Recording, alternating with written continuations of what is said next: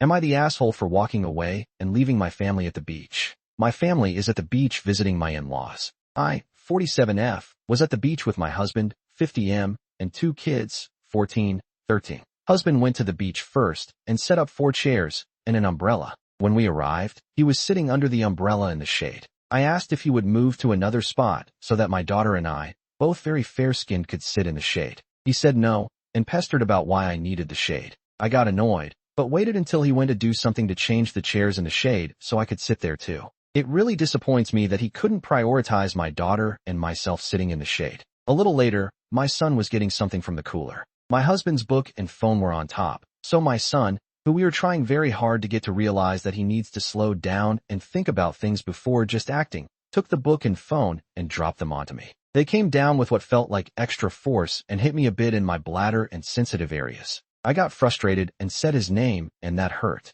You could have just asked me to hold them. My son was immediately, what did I do? My husband then started saying, you were overreacting. That couldn't have hurt that much. He didn't mean to hurt you. I was livid and disappointed that my husband undermined me and also set a terrible example for how our son should react when you accidentally hurt someone. I told him that he doesn't get to decide whether someone is actually hurt or not, that I had enough of him and was walking home, leaving them at the beach with all the gear and both kids. Edit TOADD. In-laws only have one umbrella, so that is our only option. Husband had positioned his chair, so it was maximizing the shady area. I rearranged the chairs when he got up a little later, so more stuff fit under. He wanted to drive up alone to set things up. The kids and I walked the 20 minutes or so to the beach. I didn't demand he move. I asked. However, given that 2 of us burned so quickly, I did somewhat expect that we'd get priority in the shade. It's not like our fair skin is a new thing.